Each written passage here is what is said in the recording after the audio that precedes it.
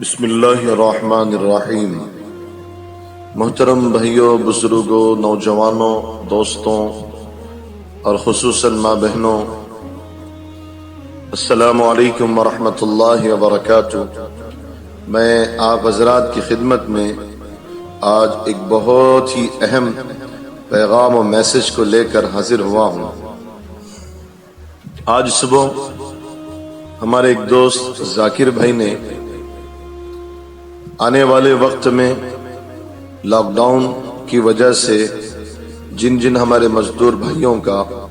یا ان کی فیملیز کا جو نقصان ہوا ہے، اس کے متعلق ایک مضمون انہوں نے ہمارے گروپ میں وائرل کیا۔ ذاکر بھائی سے میری بات ہوئی، بات ہونے کے بعد میں اس بات کی بہت ہی ضرورت محسوس ہوئی کہ ایک ایسا میسج آپ حضرات کے لیے یا امت کے لیے، خصوصاً ہمارے علاقے کے لیے، کولہاپور کے اطراف، اچل کرنجی وغیرہ کے لوگوں کے لیے، یا اچل کرنجی کے آس پاس کے لوگوں کے لیے یہ میسج بنایا جائے۔ اس میں سب سے پہلے میں ایک بات جو اس وقت رمضان المبارک سے متعلق بہت اہم ہے وہ بتانا چاہوں گا، اور اس کے بعد ایک بہت ہی اہم کام اور بہت ہی اہم ذمہ داری کی طرف آپ کی توجہ لے کر جاؤں گا۔ امید ہے کہ آپ حضرات میری ان گزارشات کو، میری اپیل کو دھیان سے سنیں گے اور عمل کرنے کی کوشش کریں گے، تو انشاءاللہ آنے والے وقت میں ہم سب کے لیے ایک بہت ہی بہترین لاہی عمل اور ایک بہترین کام ہوگا۔ لہذا میری بات یہ ہے کہ سب سے پہلے کہ رمضان المبارک شروع ہوا تب سے لے کر آج رمضان کی 30 تاریخ ہے، جو کچھ بھی اللہ نے ہمیں نمازوں کی، تراویح کی، روزوں کی، ذکر و تلاوت و تسبیح کی توفیق دی، یہ سب اللہ ہی کی طرف سے ملی۔ اس لیے ہم سب کو چاہیے کہ ہم سب سے پہلے اللہ کا شکر ادا کریں، اس لیے کہ گزشتہ سال جو رمضان گزرا، کچھ لوگ اس میں ہمارے ساتھ تھے لیکن اس سال ہمارے ساتھ نہیں۔ کچھ لوگ اعمال کرنا چاہتے تھے لیکن نہیں کر سکے، یا ان سے پورے اعمال نہ ہو سکے، بہت ساری مجبوری، لیکن ہم سے جو ٹوٹے پھوٹے اعمال ہوئے وہ اللہ کی توفیق سے ہوئے۔ بس اس پر ہمیں اللہ کا شکر ادا کرنا ہے۔ اللہ کا وعدہ ہے کہ کوئی بندہ جب اللہ کی دی ہوئی نعمتوں کا شکر ادا کرتا ہے تو اللہ تعالیٰ اس کی نعمتوں میں اضافہ فرماتے ہیں، اور اللہ اپنی مرضی سے، اللہ اپنے محبت و اکرام سے بندے کو نوازتے ہیں۔ اور اگر ہم نے شکر نہیں کیا، ناشکری کی،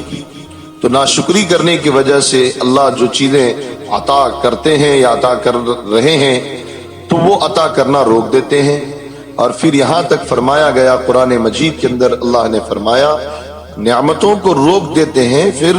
اللہ اپنے طرف سے عذاب کو اتارتے ہیں۔ اللہ ہم سب کی حفاظت فرمائے۔ تو سب سے پہلے جتنے بھی اعمال کرنے کی اللہ نے ہمیں توفیق دی، ہم اس کا شکر ادا کریں۔ دوسری بات، جیسا رمضان گزارنا تھا، جس طریقے سے اعمال کرنے تھے، نمازوں کا اہتمام ہے، پھر روزوں کے اندر جیسے روزہ کرنا تھا، جیسی تراویح پڑھنی تھی، جس طریقے سے قرآن مجید کی تلاوت کرنا تھا، ذکر تلاوت اور تسبیح کرنا تھا، شب قدر میں عبادت کرنا تھا، اللہ کو منانا تھا، نہ کر سکے۔ اس ہماری کوتاہی پر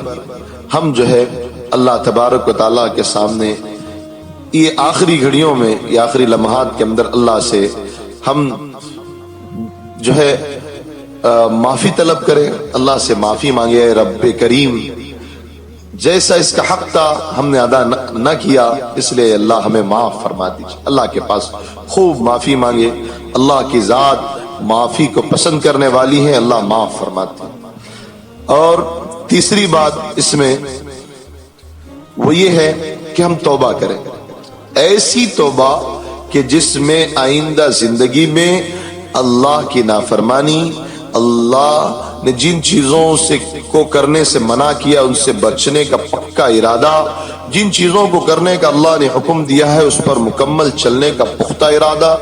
جن چیزوں سے بچنے کے لیے کہا ہے ان سے بچنا، آقا صلی اللہ علیہ وسلم کی تعلیمات پر مکمل چلنے کا پکا ارادہ کریں، اور اس پکے ارادے کا نام ہی اصل توبہ ہے۔ تو تین چیزیں ہوئی، اللہ کا شکر ادا کریں، اللہ کے پاس معافی مانگے، توبہ کریں، اور آئندہ زندگی میں اللہ کی مدد کو مانگے اور اللہ کے بتائے ہوئے احکامات پر چلیں، اپنی زندگی کو گناہوں سے بچائے رکھیں۔ میرے بھائیوں، یہ رمضان کا حصول ہوگا اور آئندہ زندگی میں اللہ کی رہبری، اللہ کی مدد ہمارے ساتھ شامل حال رہے گی۔ ویسے ہم گنہگار ہیں، بہت سارے گناہ کرتے رہتے ہیں، اور بعض مرتبہ ہم گناہوں کو گناہ بھی نہیں سمجھتے۔ اس وقت میرے ذہن میں یہ بات آئی، شروع رمضان میں بھی یہ بات ذہن میں تھی، لیکن کوئی خاص موقع نہ مل سکا کہ اس عنوان پر کچھ عرض کر دوں، لیکن ابھی موقع ملا ہے۔ وہ یہ ہے کہ ایک بہت بڑا گناہ جس کو ہم لوگ گناہ نہیں سمجھ رہے، خصوصاً ہماری عوام اس گناہ کو گناہ نہ سمجھ کر، میری باتوں پر کچھ لوگوں کے اتفاق بھی نہیں ہو سکتا، لیکن کچھ لوگوں کو اتفاق نہ ہو اس لیے میں عرض نہ کروں، یہ بات الگ ہو جائے گی۔ میں پوری ذمہ داری کے ساتھ کہتا ہوں، اس وقت مجموعی طور پر ہم نے ہمارے علاقے میں دیکھا امت ایک بہت ہی خطرناک گناہ کا شکار ہے، اور وہ ہے سود یعنی بیاج۔ گھر گھر میں عورتوں کے ذریعے سے یا پھر ہمارے علاقے میں مردوں میں عورتوں میں کوئی گھر، چاہے وہ غریب کا ہو مالدار کا ہو، کوئی گھر بیاج سے نہیں چھٹا ہوا ہے۔ اور دشمنان اسلام جس طریقے سے انہوں نے بڑی جد و جہد کر کے مسلمانوں کے پیٹوں میں اور مسلمانوں کی زندگی کو بیاج اور سود کے ساتھ جوڑ دیا، جس کی وجہ سے مسلمان بظاہر مسلمان خوش نظر آ رہے ہیں لیکن اندر سے کھوکھلے ہیں، مسلمانی کی ظاہری ان کی اسلام نظر آ رہا ہے لیکن حقیقی اعتبار سے اللہ اور اس کے رسول کے ساتھ جنگ کر رہے ہیں۔ ایسے حالات میں اللہ کے عذاب نہ آئے تو کیا ہوگا؟ اس لیے سب سے پہلا کام یہ ہے کہ ہم بیاج یعنی سود سے توبہ کریں اور اس چیز سے مکمل طور پر بچیں۔ میں امید کرتا ہوں کہ میری یہ تھوڑی سی سخت اور کڑوی بات کو آپ لیں گے اور ایک دوائی سمجھ کر، ایک کڑوی دوا سمجھ کر پی جائیں گے۔ اس کے بعد جب بیاج سے بچنے کے لیے ہم ارادہ کرتے ہیں تو بے شک اللہ تعالیٰ بیاج سے بچنے اور بیاج سے نکالنے کے اللہ تعالیٰ بندے کو راستے دکھاتے ہیں۔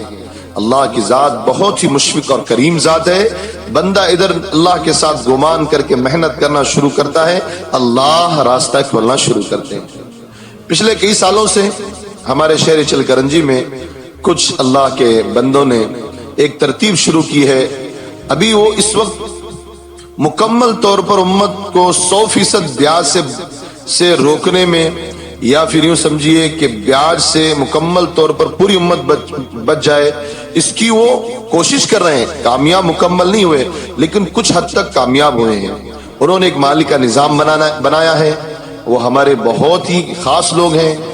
اور ان حالات میں لاک ڈاؤن کے اندر بھی بہت سارے ایسے لوگ جو ان حالات میں پریشان تھے ان کی مدد کی، یہاں تک کہ انہوں نے اپنے مالی ادارے کے اندر جو وعدے کیے تھے کہ ہم لوگوں کے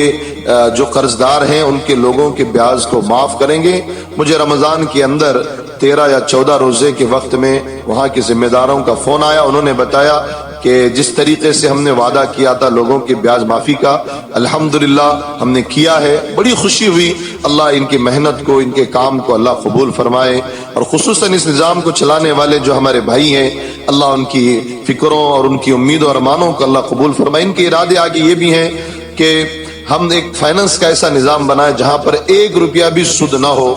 میرے بھائی پہلے دن سے ہی وہ لوگ آواز لگا رہے ہیں، لیکن کچھ مجبوریاں اور پیچیدگیاں ہونے کی وجہ سے مکمل طور پر بیاج میں چھوٹ نہیں ہے، لیکن آئندہ آنے والے وقتوں میں جو وعدہ انہوں نے کر رکھا ہے، بڑی سے بڑی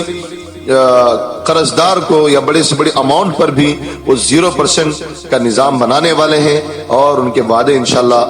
ہمارے بھائیوں کے وعدے پورے ہوں گے اور وہ کریں گے ضرور۔ لیکن ہماری بڑی ذمہ داری ہے، وہ یہ ہے